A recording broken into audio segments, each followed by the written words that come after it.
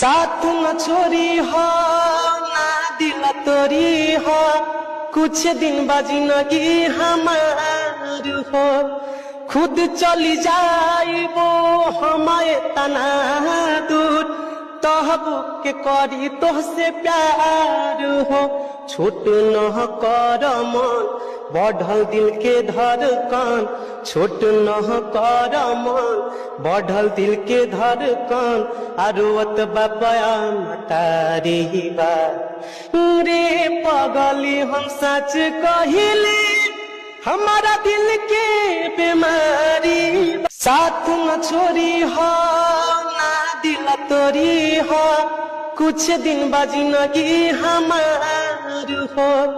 खुद चली जाइबो हमारे तना दूर, तहबू के करी तोहसे प्यार हो। छोट